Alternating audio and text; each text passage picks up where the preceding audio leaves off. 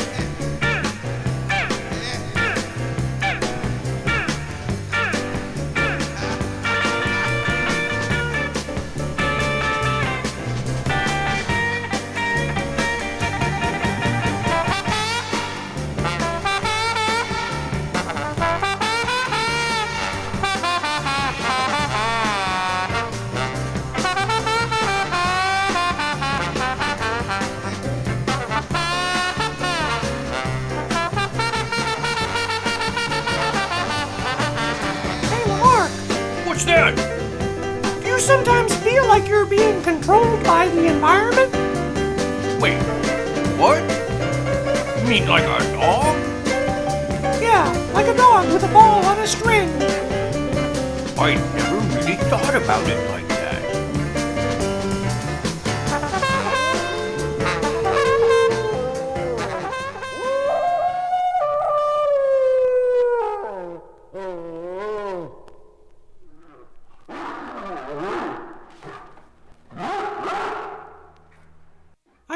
They got those dogs to do that, Lamarck. They used conditioning. Conditioning? Yeah, operant conditioning it was called. Let's listen to B.F. Skinner. He invented operant conditioning. How is our behavior shaped? Well, let me give you an example. I used to do this with my classes. I have a hungry pigeon in a space where it can be seen easily by the class, and a food dispenser, somebody dumps a few grains of food into a dish, and a switch that I can use to operate the dispenser. Now, my only contact with the pigeon is by this switch. And I'd ask the class, what do you want the pigeon to do? Do you want it to turn around, put its head up in the air, or move to one corner of the cage, and so on? They choose some particular bit of behavior. So then they choose turning around. Well, then I simply watch the pigeon, and when it makes a slight turn, say counterclockwise, I press the button, and the food appears, and the pigeon eats. Almost immediately, you can see it turn again. This is just visible. You can see the learning take place. Then I catch that, but next time I wait for a little bit more of a move, and I get a bigger and bigger move, and finally the pigeon goes all the way around, and then I reinforce, and I've got it. The pigeon will then turn around and eat, turn around and eat, turn around and eat, as long as I keep this up. In a matter of 2 minutes at the most, I've shaped a very complex pattern of behavior simply by making the food contingent on that behavior, as we say, but on little progressive steps. You can't wait for him to make the turn. That would you wait all day, perhaps. You take just little bits of it and add to it and compose the final response. Many of the practical human applications of operant learning have come out of your research with animals. This seems a big jump to many people. Very big jump. We're all animals, you see, and the same question was raised about medicine at one time. Vaccinations were supposed to be only animals. We now use hormones which are taken from animals. No one questions that at all. But of course, human behavior is extraordinarily different, much more complex than animal behavior, but the fundamental principles are probably there. We discovered the power of shaping behavior with positive reinforcement back in the 40s. We were working with pigeons in connection with a war project. And we discovered that if we gave a hungry pigeon food at just the right time, we could get the pigeon to do almost anything. And very shortly after that, I tried it on my daughter, who was then 9 months old. I was holding her in my lap one day. It was growing dark in the room. I reached over and turned on the light. Well, she smiled. I thought, well, that's a reinforcer. I'll see if I can't use that to shape a bit of her behavior, just as I'd done with the pigeons, actually. I waited for her to move around a little bit, and I turned the light on, and I turned it off, and I moved it right, immediately moved it right again. You can see this with a pigeon experiment or with a human being. And before long, she was doing this to make the light come on. Well, I just reinforced this movement by producing the light, and that was the way she made the light come on. Now, this was extrapolating from pigeon to my daughter, but my daughter's not simple-minded. She's a very intelligent person, a very successful artist. But she's responsible in the same way to these conditions. And we all are. We're all being shaped by the things that happen in our environment all the time. With a powerful tool like operant conditioning, do we not also face dangers? Can it? Any science has its dangers. Think of the munitions industry, what they've done. Think of what has been done with atomic physics. And if the wrong people get control of behavioral techniques exclusively, we would be in very serious trouble. The best way to have that happen would be to suppress these techniques, because they won't be suppressed forever, and other people will get them. I try to make these things as clear to everybody as possible. The best way to make sure that you're not going to be abused by a controller is to understand all of the possible techniques of control so you can see what's going on. People are not aware of how they're being controlled.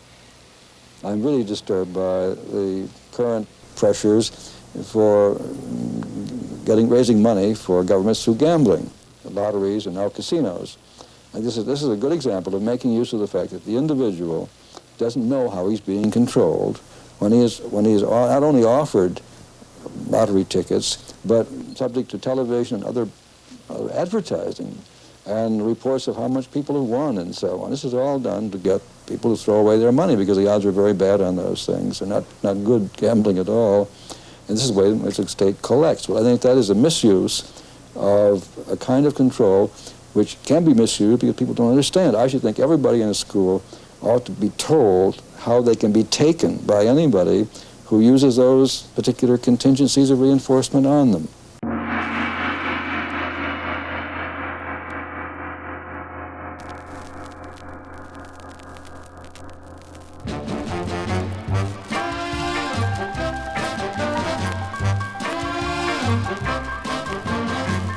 Bird flying high, you know how I feel. Sun in the sky, you know how I feel. Breeze drifting by, you know how I feel. It's a new dawn, it's a new day, it's a new life for me. And I'm feeling good, feeling good. Fish in the sea, you know how I feel. River running free, you know how I feel. Blossom on the tree, you know how I feel. It's a new dawn, it's a new day, it's a new life.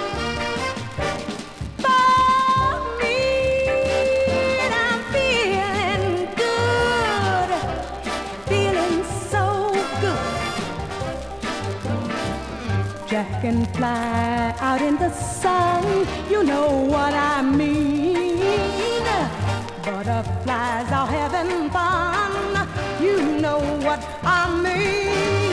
Sleep in peace when day is done, that's what I mean. And this old world is a new world and a bold world for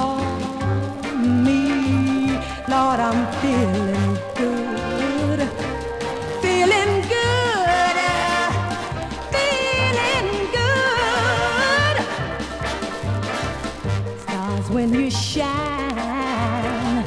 You know how I feel. Scent of the pine.